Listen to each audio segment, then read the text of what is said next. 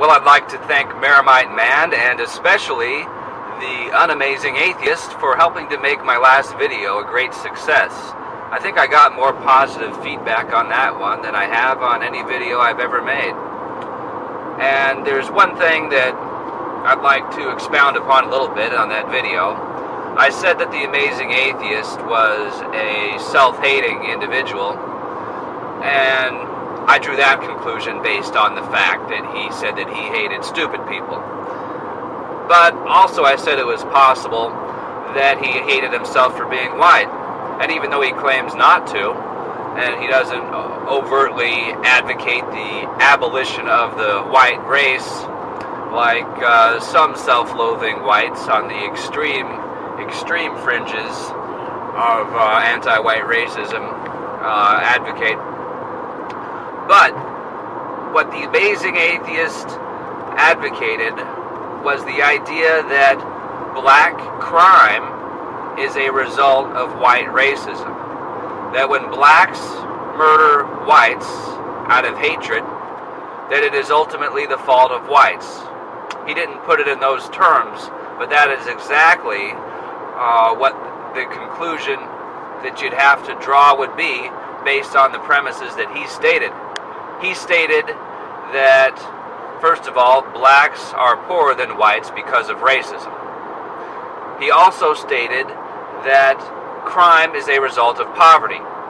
That when you have poor people, you have more crime. Poverty causes people to commit crime.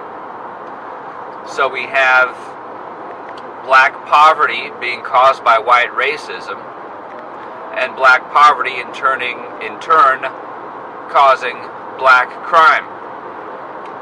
So every time a black commits an act of aggression against a white person, it can be traced back to the fact that white racism caused blacks to be poor. And this is a very dangerous and vicious way of looking at crime. It justifies in the minds of the people who commit it their acts of violence upon other people. And you can see it quite often in the explanations that are given when blacks commit anti-white hate crimes.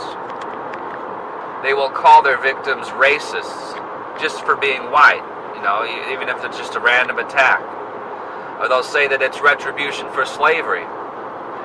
And these criminal thugs will actually recite in very crude terms the exact same rationales given by pseudo-intellectuals such as the Unamazing Atheist. So does the Amazing Atheist self-consciously hate white people? Maybe not. But he is promoting hatred against white people through his ideology. And in a way, it's really true that when you say racist, that is a code word for white people. And today, it is whites who are the primary victims of racism, both at the institutional level, in terms of all the policies geared against them by the government, by universities, and by corporations in the name of diversity and affirmative action, and at the level of incidents committed by thugs. Interracial crime statistics clearly show that black on white crime is multiples of what white on black crime is.